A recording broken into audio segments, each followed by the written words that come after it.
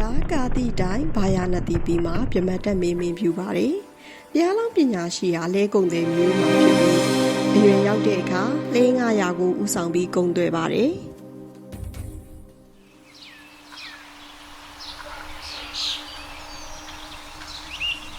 ဘာယာနတိပီမှာမိုင်မဲသောအခြားလဲကုံတဲ့တူလည်းရှိပါတယ်။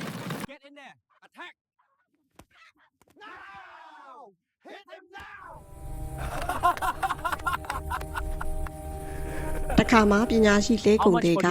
အဖိုးများစွာထိုက်တဲ့ကုံစီတွေကိုယူပြီးလဲ900ကိုပြည့်စေပြီးကုံသွဲဖို့လုပ်ပါတယ်။မိုက်တော့လဲကုံတဲ့ကလည်းအလားတူလဲ900ကိုပြည့်စေပြီးကုံကူးသွားဖို့စီစဉ်နေတာနဲ့ကြုံပါတယ်။ပညာရှိလဲကုံတဲ့ကနှစ်ဖွဲ့စလုံးအတူတူသွားမယ်ဆိုရင်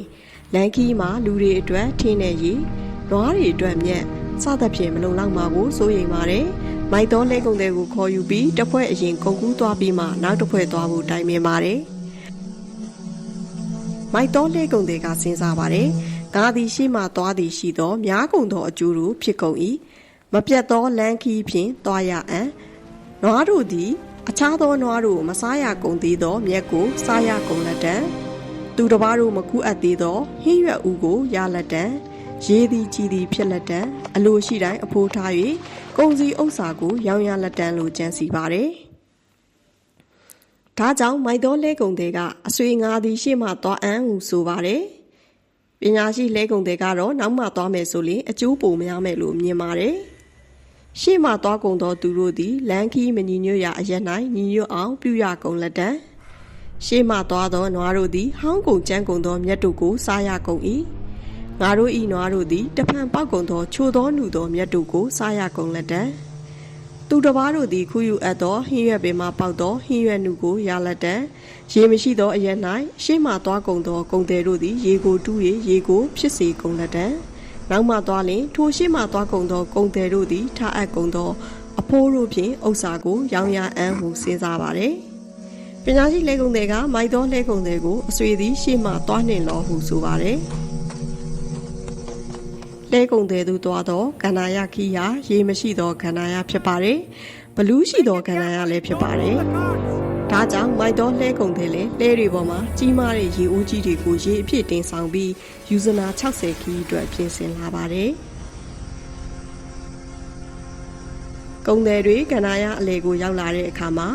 ကန္နာယမှာနေတဲ့ဘလူးတွေကကုံတဲ့တွေကိုစားဖို့ထွက်လာကြပါတယ်ယူလာတဲ့ရေတွေကိုစွန့်ပစ်ခိုင်းပြီးကုံတွေရေငတ်အားနဲ့အောင်လှည့်စားဖို့ကြံပါတယ်။လူရောင်ဆောင်ထားတဲ့ဘလူးတွေဟာရေရွှွညွန်တို့ကိုလိမ့်ကြံပြီးကြာပန်းတွေကိုကိုင်းကြားဆွဲတွေကိုစားရင်လှည့်ပြင်လာကြပါတယ်။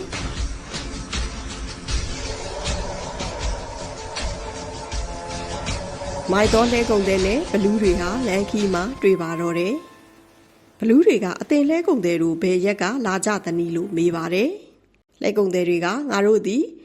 ဘာယာနတိပီမှလာခဲ့ကုန်၏တင်တို့သည်ကကြာညိုကြာဖြူကြာနီကုမှုဒရာကြာတို့ကိုပန်းကုန်၍ကြာပရုံမာတို့ကိုကိုင်ကုန်၍ကြာဆွဲကြာရင်ကိုစားကုန်၍ညုံဖြင့်လိမ့်ကြံကုန်သည်ဖြစ်၍ရိုစည်းကုန်သောရေပေါက်တို့ဖြင့်လာကုန်၏တင်တို့သည်လာသောခီး၌မိုးရွာသလောကြာညိုအစရှိသည်တို့ဖြင့်ဖုံးလွှမ်းအကုန်သောအိုင်တို့ရှိကုန်သလောလို့မေးပါတယ်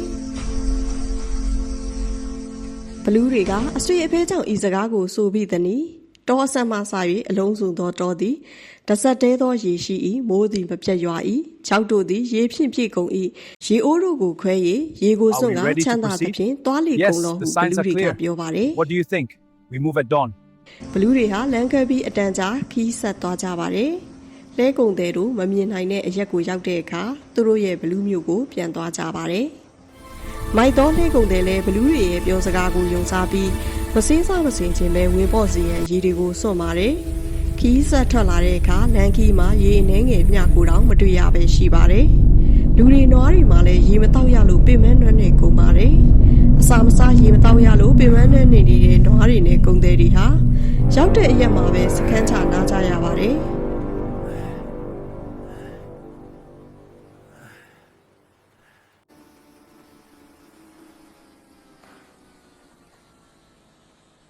နေ့အချိန်ရောက်တဲ့အခါဘလူးတွေကကုံတယ်တွေအိတ်ဆက်ရနေရာကိုရောက်လာပြီးခွန်အားနဲ့နေနဲ့လူနဲ့နွားတွေကိုတပ်ဖြတ်စားတောက်ကြပါတယ် ကုန်ပြည့်နဲ့လဲတွေဟာလည်းဘလူးစားခံရတဲ့အရိုးတွေကြားမှာကျန်ရှိနေခဲ့ပါတယ်။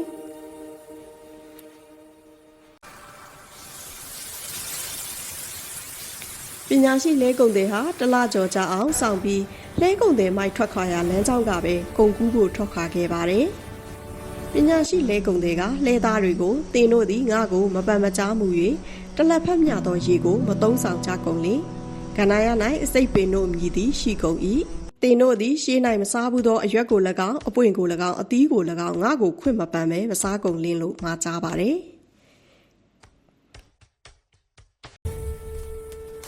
ကရန်ရဘလူးတွေဟာပညာရှိလဲကုန်တဲ့အဖွဲ့ကိုလည်းရှေ့ကနီလန်အတိုင်းလှည့်ဖျားစားတောက်ဖို့ကြံပြန်ပါတယ်။ပညာရှိလဲကုန်တွေကဘလူးတွေကိုမြင်တဲ့အခါ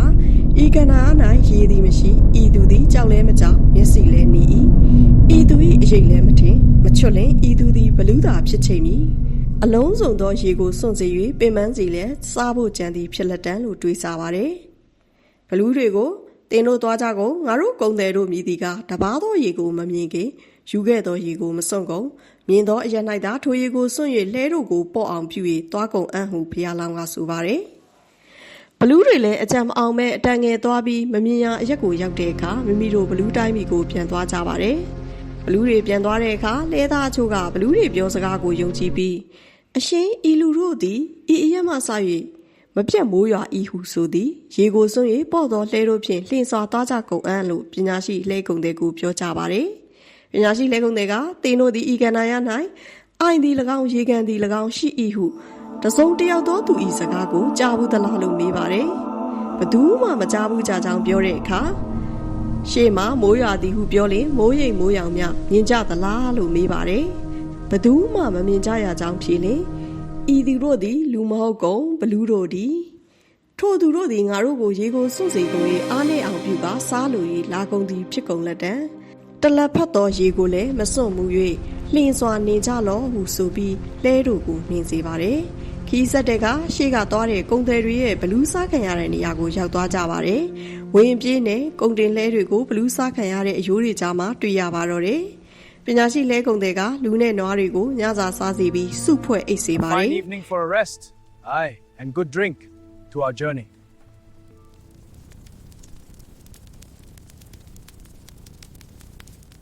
ကိုယ်တိုင်ကတော့မအိပ်ဖဲတန်လက်ကိုဆွဲပြီးအာယုံတက်တဲ့အထိကင်းဆောင်ဆောက်ရှောက်ပါတယ်။လက်နက်နေထွက်တဲ့အခါအားနေတဲ့လဲတွေကိုဘလူးစားခံရတဲ့ကုံတယ်တွေရဲ့ခိုင်ခန့်တဲ့လဲတွေနဲ့လဲလှယ်ယူခဲ့ပါတယ်။အဖိုးမထိုက်သောကုံစီတွေကိုအဖိုးထိုက်သောကုံစီတွေနဲ့လဲလှယ်ပါတယ်။ခီးဆက်ခဲ့ပြီးအလိုရှိရာအရက်ကိုရောက်တဲ့အခါကုံစီတွေကိုနှစ်ဆတက်သောတန်မိုးဖြင့်ရောင်းချပြီးမိမိတို့နေထိုင်ရာဘာယာနတ်တီပီကိုချမ်းချမ်းသာသာနဲ့ပြန်သွားကြပါတော့တယ်။